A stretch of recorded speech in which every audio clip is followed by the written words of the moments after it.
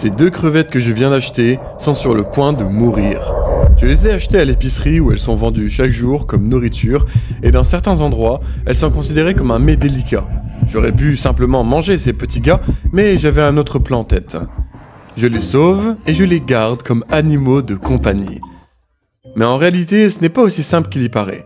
Contrairement à l'élevage d'autres animaux comme le crabe, le homard ou tout autre poisson, ces crevettes spécifiques vivent dans une eau à 50 degrés Celsius, à 1500 pieds de profondeur, où il fait littéralement noir et où la pression arrive à des centaines de livres de pression. Je dois les garder dans un aquarium de 2 pieds de profondeur. Bon, ça peut sembler fou, mais je crois que je peux en garder un comme animal de compagnie, mais tout au long de ce voyage a été marqué par de très mauvaises expériences. Oh non. Donc mon aquarium doit littéralement être parfaitement réglé, sinon il y a de fortes chances qu'il meure. Et pour voir si je peux y arriver, je suis allé acheter tout un tas de fournitures.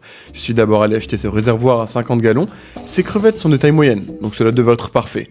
Comme ces crevettes aiment l'eau très froide, je suis allé sur Amazon pour commander un refroidisseur d'eau. Celui-ci peut ramener la température de l'eau à 50 degrés pour imiter leur environnement réel.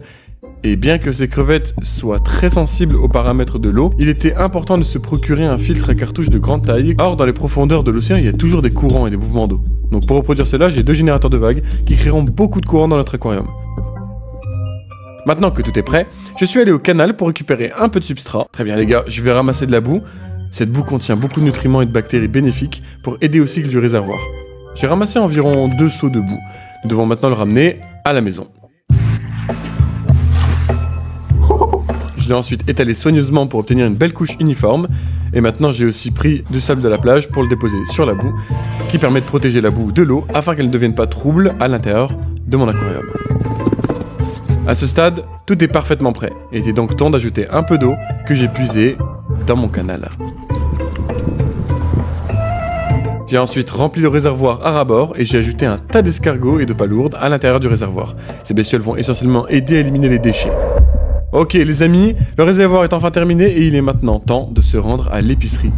À l'arrière du magasin se trouverait un espace professionnel dédié aux poissons vivants. J'ai vu un tas de homards, de crabes, même du flétan.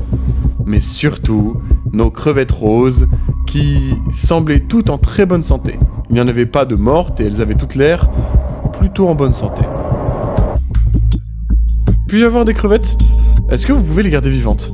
Mettez-les dans l'eau d'un sac et tout ça. Ce n'est pas bon. Il dit qu'on ne pouvait pas les garder en vie et qu'ils n'avaient pas d'eau. Ils mourraient certainement avant mon retour à la maison. J'ai donc essayé de les forcer à mettre de l'eau dans le sac pour moi. Ah, j'en ai pas... Désolé. Ok, c'est pas grave. J'ai juste besoin du sac. Je vais te donner de l'eau. Est-ce que vous pouvez juste le mettre dedans et mettre un peu d'eau après? À ce niveau-là, il en avait marre de moi et il a juste dit ok. Merci beaucoup. Oh ouais. Cette taille, c'est bien? Après avoir ramassé les 2 crevettes et il les a mis dans le petit récipient rempli d'eau. On vient de recevoir nos crevettes. Oh mon dieu. Oh mon dieu. Les gars, on doit les mettre dans l'eau, dans le seau. Oh mon dieu, les gars. Comme vous pouvez le voir, l'une d'entre elles était déjà allongée sur le côté. Pas terrible. À ce moment-là, j'ai honnêtement commencé à paniquer, les gars. Parce que je ne sais pas si celui-ci est juste en état de choc. Bon, les gars, il faut y aller maintenant. On est à 30 minutes d'ici. Quand j'ai mis les crevettes dans l'eau, elles semblaient un peu plus chaudes, ce qui n'est pas très bon car elles sont très sensibles à la température de l'eau. Les gars, il y a tellement de circulation! Les gars, on a réussi, on doit y aller. Oh, attendez, jetons un coup d'œil vite fait. On va jeter un petit coup d'œil. Oh non. Ouais, je pense qu'à ce moment-là, elles étaient déjà les 2 mortes. Je me suis précipité dans ma chambre. Oh mon dieu, les gars!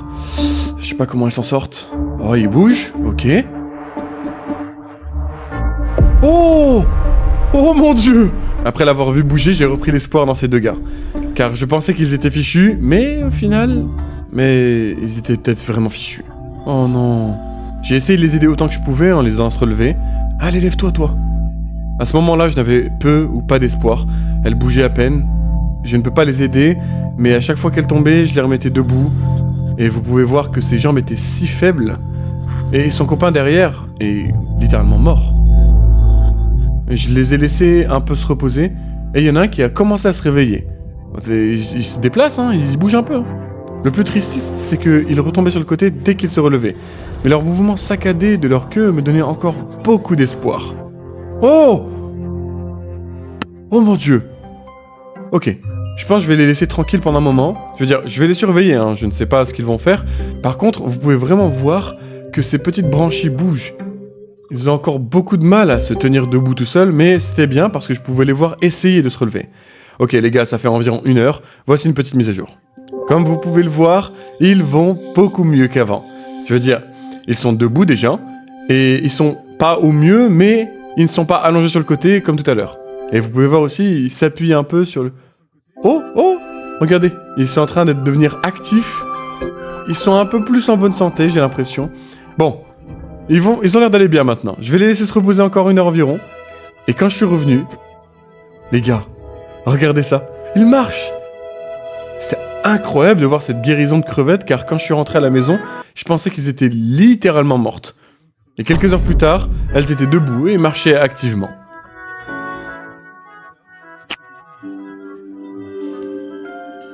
C'est le 10e jour, je vais allumer la lumière.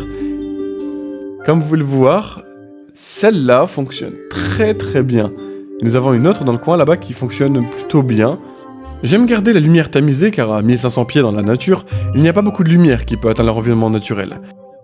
Je veux dire, ils font pas grand-chose, à part chercher de la nourriture. Ces crevettes tachetées ne font pas grand-chose pendant la journée, car elles sont nocturnes. Mais quand la nuit tombe, elles deviennent actives pour chercher la nourriture. Et je suis sûr que ces animaux n'ont pas mangé depuis très longtemps. Car au moment où ils sont capturés dans la nature, il faut beaucoup de temps pour qu'ils arrivent au marché. Et comme c'est tout un processus consistant à être capturé, vendu, importé, ces crevettes mettent beaucoup de temps et doivent être affamées. Comme elles n'ont pas mangé depuis très longtemps, j'ai pris ce morceau d'anchois qui est ce qu'elles mangeraient dans la nature. J'espère vraiment qu'ils mangeront ce morceau de poisson, car c'est important.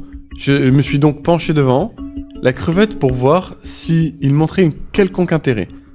Mais malheureusement, il n'avait pas vraiment montré d'intérêt et regardait ailleurs. Je ne voulais pas vraiment abandonner, alors j'ai réessayé pour voir s'il allait manger, et cette fois, il s'est montré beaucoup plus intéressé. Cependant, je ne sais pas s'il essayait vraiment de le manger, on aurait dit qu'il l'essayait, mais je n'en suis pas sûr. Mais avant même que vous n'en rendiez compte, il s'en est éloigné. J'ai même essayé une fois de plus pour voir s'il allait manger, mais rien. Donc à ce moment-là, je me suis dit que si je le laissais tranquille pendant encore quelques jours, il commencerait à manger. Donc pour les laisser se sentir plus à l'aise, je les ai laissés tranquilles pendant encore 1 jour. Bon, les amis, c'est maintenant le jour 3. Laissez-moi nettoyer la vitre et allumer les lumières. Comme vous pouvez le voir, elle se porte à merveille. Pour une raison quelconque, celui-ci aime vraiment son coin, mais de temps en temps, j'ai l'impression qu'il nage pour traverser. C'est difficile à filmer parce que ça arrive rarement, mais ils sont ici depuis un certain temps, donc je pense qu'ils commenceraient à manger si je leur donnais un petit morceau de poisson. Comme ils sont nocturnes, j'ai attendu la nuit et je n'ai même pas allumé la lumière pour voir s'ils allaient manger. J'ai lentement mis le poisson devant lui et il a montré le même comportement. Mais cette fois-ci, j'ai posé le poisson dans le sable pour qu'il ne s'envole pas et je le laissais manger. Oh mon Dieu, il mange, il est en train de manger. Comme vous avez vu, il mange enfin. Il utilise ses petites pinces pour arracher des morceaux de poisson. Je savais qu'ils devaient tous les deux manger et heureusement j'ai vu l'autre s'approcher lentement.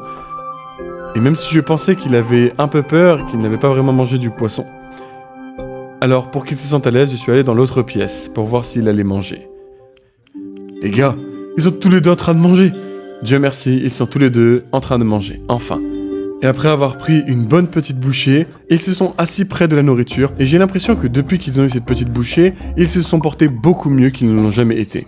Une autre raison pour laquelle ces gars du marché alimentaire, en plus de les sauver, c'est parce que c'est vraiment unique de garder ces animaux de compagnie là. Beaucoup de gens se limitent à acheter des poissons de récif ordinaires, mais d'un autre côté, j'ai une paire de crevettes tachetées. Ces crevettes sont un peu trop grosses, ce qui les rend vraiment cool. Je cherche d'autres compagnons d'aquarium pour ces gars-là, mais je ne suis pas sûr pour l'instant. Ces petits gars sont aussi super cool parce qu'ils interagissent l'un avec l'autre. Regarde-là, ils sont en train d'interagir. Honnêtement, je ne sais pas ce qu'ils faisaient exactement. Ils étaient peut-être en train de se battre, je ne sais pas. Ou peut-être qu'ils faisaient une sorte d'accouplement spirituel. Est-ce qu'ils sont en train de se battre? Ouais, je ne sais vraiment pas ce qui vient de se passer. Peut-être que vous pouvez me dire dans la section des commentaires. Ok. Bon, Je veux que vous donniez un nom à ces 2 crevettes et je vais parcourir la section commentaires et choisir les 2 meilleures. Si vous aimez cette vidéo, j'en ai fait 2 autres similaires, alors n'oubliez pas d'aller les regarder.